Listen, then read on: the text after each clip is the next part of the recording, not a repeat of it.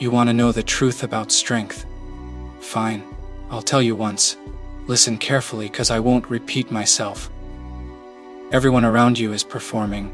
Every laugh in that classroom, every raised hand, every carefully chosen outfit, all of it is a signal broadcast outward, begging to be seen. They call it personality. I call it noise. And noise is the first thing you eliminate if you actually intend to win. I was taught, from the very beginning, that ability means nothing if the world can see it coming. A card face up on the table has already lost half its value, so I learned to keep every card face down. My talent, my intentions, even my exhaustion, until the exact moment revealing it would matter. That's not a personality trait, it's a decision. And it's the first one you need to make if you want to stop losing games you don't even realize you're playing. Most people spend their entire lives negotiating for approval they never needed in the first place. A better grade, a louder laugh, a more impressive title. All of it aimed at an audience that, statistically, is far too busy worrying about their own image to actually be watching yours. I stopped needing that audience early. Not because I don't understand emotion. Don't mistake calm for empty. I understand it precisely, which is exactly why I refuse to let it dictate my next move. Emotion is data. Reaction is a mistake. The two are not the same thing, and confusing them is the single most common failure I've watched play out over and over in people who had every capability required to win and none of the discipline required to use it. You don't need the room's approval. You need your own accurate assessment of the board. Those are two entirely different games, and only one of them actually determines the outcome. Class D exists for one reason: to convince every occupant that they've already lost before the game began. Most people accept that verdict. They shrink to fit it. I never did. I simply let everyone believe I had. Being underestimated is not a wound. It's the cheapest, most effective form of cover available to anyone patient enough to use it correctly, while the room spends its energy competing for visible dominance. Fighting over who's smartest, who's strongest, who gets noticed first. I spend mine collecting information nobody thinks to hide from someone they've already dismissed. This is the part almost nobody has the patience for. It requires tolerating exactly the kind of judgment that makes weaker people abandon the plan. Being called average, being counted out, being treated as background scenery in someone else's story. If that judgment breaks you, you were never actually playing for the outcome. You were playing for the applause. And applause was never the objective. I've watched entire strategies collapse in seconds because someone couldn't tolerate 3 extra seconds of silence before responding. Anger answered a question that should have been left unanswered. Panic revealed a plan that should have stayed concealed. Pride walked directly into a trap that patience would have simply stepped around. None of this means I don't feel anything. That assumption says more about the people making it than it does about me. I feel exactly what any capable mind feels under pressure. The difference is what happens in the gap between the feeling and the response. That gap is where every strategic advantage you will ever hold actually lies. Close it too fast, and you hand the entire outcome to whoever provoked you. Protect it, and you retain something almost nobody else in the room still has: the ability to choose your next move instead of having it chosen for you by whatever just happened to you. Master that gap. Everything else downstream of it becomes significantly easier. Control has never required force. It requires leverage, something you need badly enough that someone else can threaten to take it away. Approval, belonging, status, money. Every one of these becomes a leash the instant you convince yourself you cannot function without it. I removed as many of those leashes as I could, deliberately, one at a time. Not because I don't value people. That conclusion says more about the observer's assumptions than my actual position. I removed them because dependency is precisely the mechanism every system, every hierarchy, every manipulative peer relies on to keep you compliant.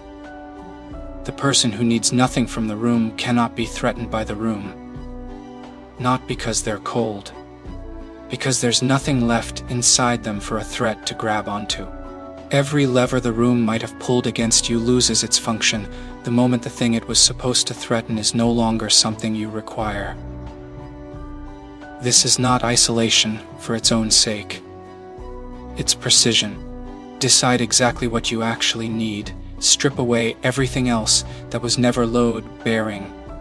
And watch how quickly the people who used to control you lose their grip entirely.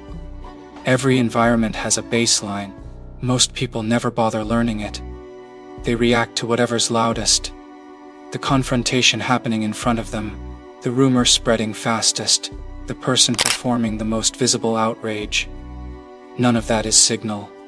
It's noise, engineered specifically to consume your attention, while the actual game moves elsewhere. I learned the baseline of every room I entered before I decided anything about how to act inside it. Who actually holds influence, regardless of who claims it. What's actually being tested beneath whatever's officially being announced.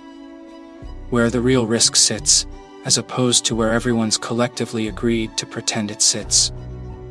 Once you know the baseline, deviation becomes obvious. You stop reacting to whoever's shouting and start noticing whoever's quiet for reasons that don't add up. That's where the actual information lies. Not in what people tell you, in what doesn't match what they're telling you. There's a specific kind of weakness disguised as confidence that I've watched destroy more capable people than any external opponent ever could. The compulsion to prove capability before it's actually required. Every unnecessary display of strength gives your opponent exactly what they need to prepare a countermeasure. Every private victory you insist on making public hands the room a map of exactly how you think, which means exactly how to anticipate you next time. Strength that needs an audience isn't strength. It's a request for validation wearing strength's clothing. Real capability doesn't need a witness to be real. It exists whether anyone acknowledges it or not, and it becomes far more dangerous specifically because nobody accounted for it. Hold your capability in reserve. Deploy it only when deploying it actually changes the outcome. Everything else is unnecessary risk, purchased for the cheap, temporary reward of being seen. Here is what I actually want you to understand, underneath all of this, because strategy without purpose is just an elaborate form of stalling. Every person who has ever underestimated you handed you something valuable without realizing it room to move that they were no longer watching. Every judgment that labeled you average, unremarkable, forgettable, none of it changed what you were actually capable of. It only changed what the room expected to see.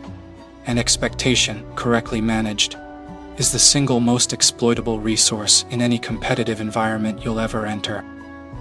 You were never actually behind. You were simply unobserved, which, if you're patient enough to use it, is a considerably stronger position than being watched. The people obsessing over visible progress, visible status, visible dominance are playing a slower, more exhausting game than they realize, because visibility itself costs energy, invites resistance, and telegraphs every move before it lands. You have the option to play differently, quietly, deliberately, without needing the room's permission or its applause to know precisely where you actually stand. None of what I've told you is about becoming cold for its own sake. Coldness without direction is just another form of noise, dressed up to look like discipline. Everything I've described exists for a single purpose, removing every unnecessary variable so that what remains, your actual judgment, your actual capability, your actual will, operates without interference. Strip away the need for approval, and your decisions stop being negotiations with an invisible audience. Strip away the leverage others hold over you, and their threats stop functioning as threats. Strip away the compulsion to react instantly, and you gain the one advantage: almost nobody else in any room will ever have time to actually think before you move. What's left, once all of that is stripped away, was never a new person. It was simply you, operating without the static that was drowning out your own judgment the entire time. You don't need the room to notice you. You need the room to be wrong about you for exactly as long as being wrong about you serves your position, and not one moment longer. Let them underestimate the effort. Let them misjudge the capability. Let them assume the silence means nothing is happening, right up until the exact moment silence stops, being the only thing they notice. I was never given power. I built the conditions where power stopped being something anyone could take from me. You can build the same conditions. Nobody is coming to hand them to you, and nobody needs to. Strip away what you don't actually require. Protect the gap between provocation and response.